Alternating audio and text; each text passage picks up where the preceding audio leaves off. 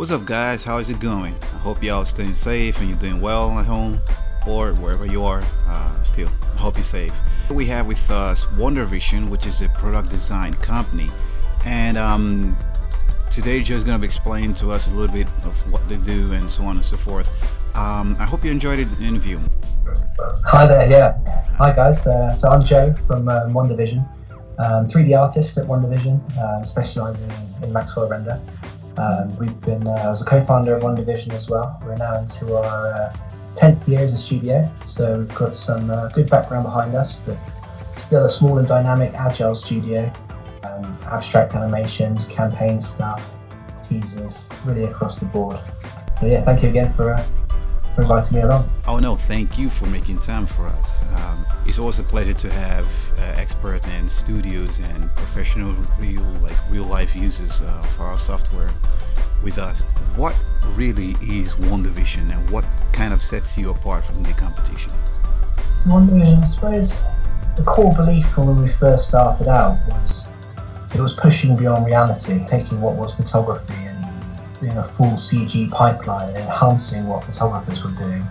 And everything, the whole ethos of the studio is pushed beyond reality. I can't remember the name of the brand, the one with the bottle. Chili's, yeah, one of our good close clients, Chili's bottles. Like, my gosh, it was good. I remember seeing it, I was like, damn, this thing is good, you know? So I was like, kind of you to say. What sparked the creation of WonderVision, basically? Well, it's a very good question.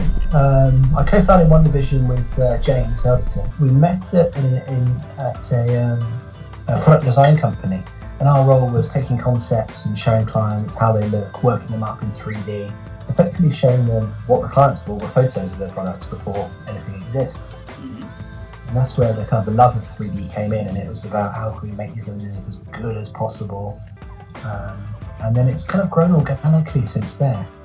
We're working on some stuff now we've never even dreamt of 10 years ago.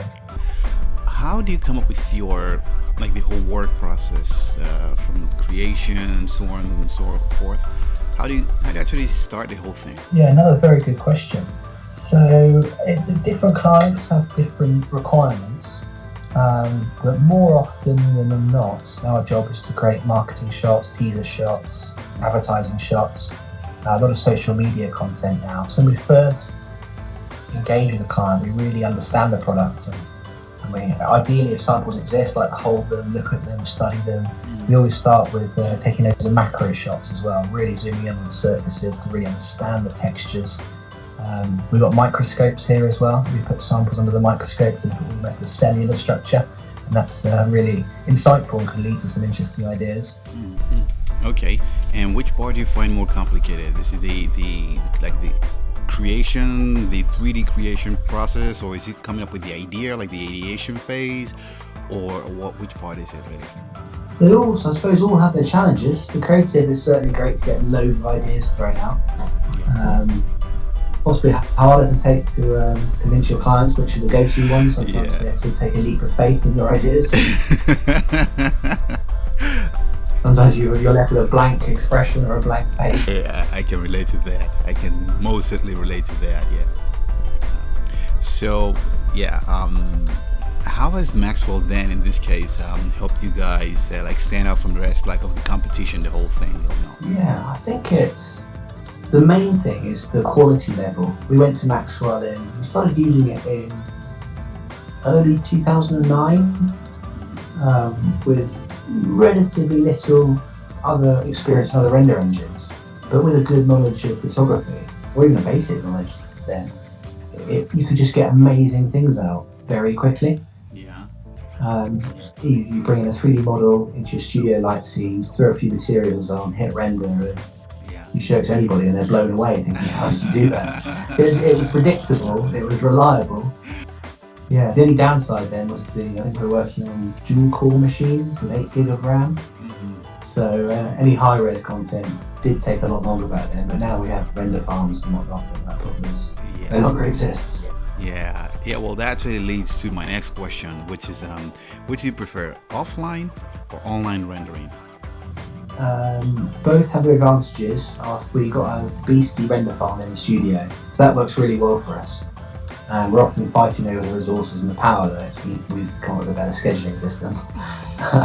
but then the online rendering is fantastic. When we're in a really tight spot, we get a load of frames out very quickly. But that's not to say we won't go online in the future. Okay. Maxwell also has its own cloud services. It hasn't been on working up for long, but there have been very few complaints or hiccups or anything. And the reviews that we get, feedback from customers, are super happy with it. It's very, very good. It's pretty reliable.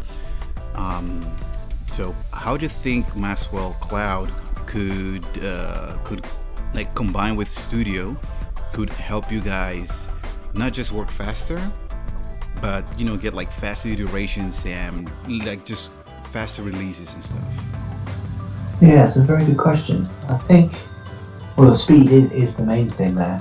I suppose it'll possibly speed up the iterations between reviews and volume of content. I think freelancers will benefit as well. The freelancers we've used in the past, the bottleneck has been rendering on their one machine, especially if you've got glass involved, refractions, all that kind of stuff. So you mentioned before, the quality of the image when you present your work to your clients. I guess the question that I have related to this is, how important is this final, realistic or added value to the whole process that Maxwell enables you to deliver to your client? How important is it for your clients, actually, not just for you but for your clients? I think very much so. There's so much competition out there now as CGI becomes more accessible, the cost of hardware reduces. The real differentiator is the quality of the output and the creativity. Gotta say, Joe, we're really proud of having you guys using our product. Well, likewise, guys, thanks for providing us with the software to use and the tools to create this stuff. So where do you see the evolution of product designing? Where do you think it's heading to?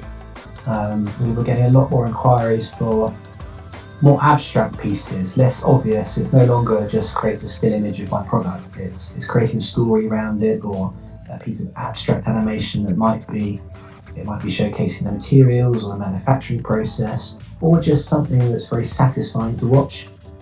A lot of big companies can bring that in-house, or you can use software to create an image that's not the best image, but it's good enough.